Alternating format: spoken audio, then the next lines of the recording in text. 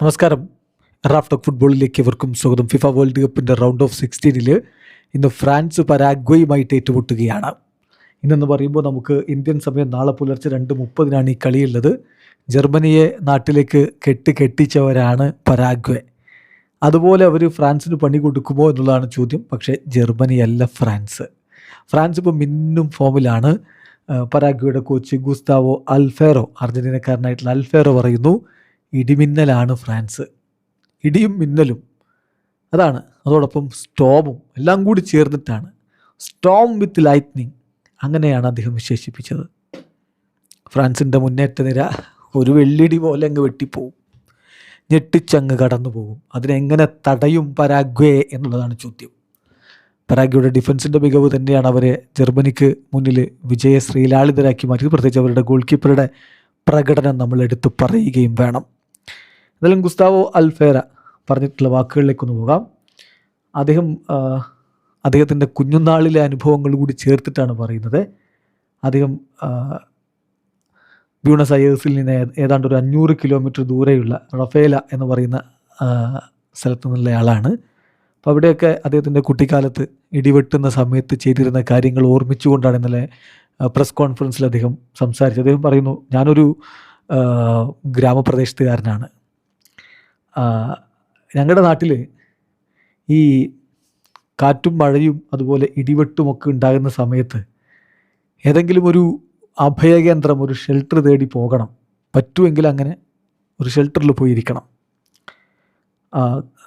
കാരണം there were no lightning rods. പ്രത്യേകിച്ച് ഞങ്ങൾ വയലിലൊക്കെ ആണെങ്കിൽ ഒരു ഷെൽട്ടർ നമ്മൾ കണ്ടെത്തിയേ പറ്റൂ. പക്ഷെ അതൊരു മരത്തിന് താഴെ ആവരുത്. അവിടെ ലൈറ്റ്നിങ്, മിന്നൽ അടിക്കാനുള്ളൊരു സാധ്യതയുണ്ട്. അപ്പോൾ ഫ്രാൻസ് ഏതാണ്ട് ലൈറ്റ്നിങ് സ്റ്റോം പോലെയാണ്.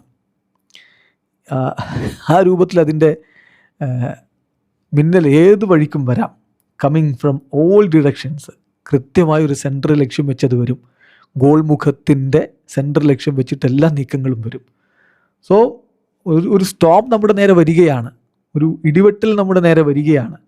അതുകൊണ്ട് തന്നെ നമ്മളത് ഫിഗർ ഔട്ട് ചെയ്ത് എങ്ങനെ അവിടെ നിന്ന് രക്ഷപ്പെടാം, ആ ലൈറ്റ്നിങ്ങിൽ നിന്ന് എങ്ങനെ രക്ഷപ്പെടാം എന്നുള്ളതാണ് നോക്കേണ്ടത് എന്നുകൂടി കോച്ച് പറയുന്നുണ്ട്. എന്ത് മനോഹരമായിട്ടുള്ളൊരു ഉപമയാണെന്ന് നോക്കണം. ഫ്രാൻസിൻ്റെ മുന്നേറ്റ നിരയെ ഇങ്ങനെയാണ് വിശേഷിപ്പിക്കേണ്ടത്. അപ്പോൾ അതെങ്ങനെ, അതിൽ നിന്ന് എങ്ങനെ മിന്നലടിക്കാതെ രക്ഷപ്പെടാം, അതാണ് നോക്കുന്നത് എന്നാണ് ഗുസ്താവോ അൽഫേറോ പറയുന്നത്. എന്നിട്ട് അദ്ദേഹം വിശദീകരിക്കുന്നുണ്ട്. ജർമ്മനിക്കെതിരെ അവർ മികച്ച പ്രകടനം നടത്തി എന്ന് പറഞ്ഞാൽ അവരുടെ ഡിഫൻസൊക്കെ വെച്ചിട്ട് മുന്നോട്ട് പോയി. അത് മതിയാകുമോ ഫ്രാൻസിനെതിരെയുള്ള ചോദ്യം? അദ്ദേഹത്തിൻ്റെ മറുപടി, ഞങ്ങൾക്കറിയാം ഇത് ഒട്ടും എളുപ്പമുള്ള കാര്യമല്ല. വേൾഡ് കപ്പിൽ അത്ര എക്സ്പീരിയൻസുള്ള ഒരു നിരയൊന്നും അല്ല ഇത്. കാരണം പ്ലേയേഴ്സ് അധികവും അവരുടെ ആദ്യ വേൾഡ് കപ്പാണ് കളിക്കുന്നത്. അപ്പം വളരെ പെട്ടെന്ന് കാര്യങ്ങൾ പഠിച്ചെടുക്കേണ്ടതുണ്ട്. ഇതുവരെ അതിന് കഴിഞ്ഞിട്ടുണ്ട്. പക്ഷേ അത് മതിയാകുമോ നാളെ? ഇന്നലെ അദ്ദേഹം പ്രീ മാച്ച് പ്രസ് കോൺഫറൻസ് പറയുകയാണ്, നാളെ അത് മതിയാകുമോ എന്ന് ചോദിച്ചാൽ ഐ ഡോണ്ട് നോ. അത് പോരാന്ന് തന്നെ എനിക്ക് തോന്നുന്നുണ്ട്. I don't think so. പക്ഷേ ഞങ്ങൾക്കത് അച്ചീവ് ചെയ്യാനുള്ളതൊരു ഹിസ്റ്റോറിക് ഫീറ്റാണ്. അപ്പോൾ അത് സ്ഥിരമായിട്ട് ഞങ്ങളിത് ചെയ്യുകയാണെങ്കിൽ, നേട്ടങ്ങളിലേക്ക് പോവുകയാണെങ്കിൽ, ഇപ്പം ഒരു നാഷണൽ ഹോളിഡേ ഒന്നും ഡിക്ലെയർ ചെയ്യില്ലല്ലോ എന്ന് കൂടി അദ്ദേഹം പറയുന്നു. അതായത് കഴിഞ്ഞ കളിയൊക്കെ ജയിച്ചപ്പോൾ അവിടുത്തെ പ്രസിഡൻറ്റ് നാഷണൽ ഹോളിഡേ ഡിക്ലെയർ ചെയ്തിരുന്നു. 2010 വേൾഡ് കപ്പിന് ശേഷം ആദ്യമായിട്ടാണ് അവർ ഈ രൂപത്തിൽ മുന്നോട്ടേക്ക് വരുന്നത്. ക്വാർട്ടർ ഫൈനൽസൊക്കെ അന്ന് കടന്നിട്ടുണ്ടായിരുന്നു. അതുപോലെ അവർ മുന്നോട്ടേക്ക് വരുന്നത് 2010 ശേഷം ആദ്യമായിട്ടാണ്.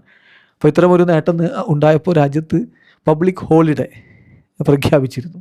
ഇത് സ്ഥിരമായിട്ട് ടീം ചെയ്യുന്നതാണെങ്കിൽ അത് അങ്ങനെയൊന്നും ഉണ്ടാവില്ലല്ലോ എന്ന് കൂടി അദ്ദേഹം പറയുന്നുണ്ട്. എന്നാലും ഗുസ്താവോ അൽഫേറോയെ സംബന്ധിച്ചിടത്തോളം ഈ കളിക്ക് വരുമ്പോൾ കഴിഞ്ഞ ജർമ്മനിക്കെതിരെ കളിച്ച സെയിം ടീം നിലനിർത്താനാണ് കൂടുതൽ സാധ്യതയുണ്ടായിരുന്നത്. പക്ഷേ 2 പ്രധാന താരങ്ങളുടെ ഒരു മടങ്ങി വരവ്, അതായത് ദിയേഗോ ഗോമസും ഒമർ ആൽഡറേറ്റും മടങ്ങി വന്നിട്ടുണ്ട്. അപ്പോൾ അവരെ എങ്ങനെ ഉൾപ്പെടുത്തും എന്നുള്ളൊരു ചോദ്യം വരുന്നുണ്ട്. ഒമറിൻ്റെ കാര്യത്തിൽ അദ്ദേഹം കൃത്യമായിട്ടൊരു മറുപടി പറഞ്ഞില്ല. അദ്ദേഹം ട്രെയിനിങ്ങും മറ്റു കാര്യങ്ങളൊക്കെ നടത്തിയിട്ടേ ഉള്ളൂ. കളിക്കുമോ ഇല്ലയോ എന്നൊരു ഉറപ്പ് കോച്ച് പറഞ്ഞില്ല. കുറച്ച് മിനിറ്റ് സബ്സ്റ്റിറ്റ്യൂഷൻ ആക്കാം എന്നുള്ള സൂചന നൽകുന്നുണ്ട്.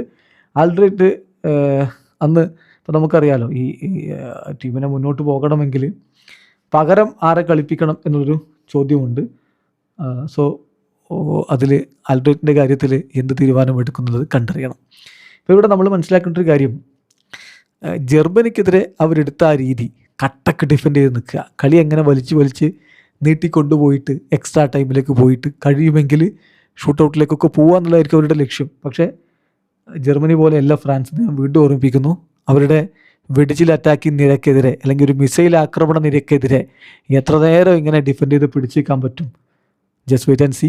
ആ ഗുസ്താവോ അൽഫേറ പറഞ്ഞ പോലെ കഴിഞ്ഞ കളിയിലെ ടാക്ടിക്സ് മതിയാവില്ല. വീഡിയോ അവസാനിക്കുന്ന ഫുട്ബോൾ ലോകത്തെ കൂടുതൽ വിശേഷങ്ങളുമായി റഫ് ടോക്സ് എത്താം.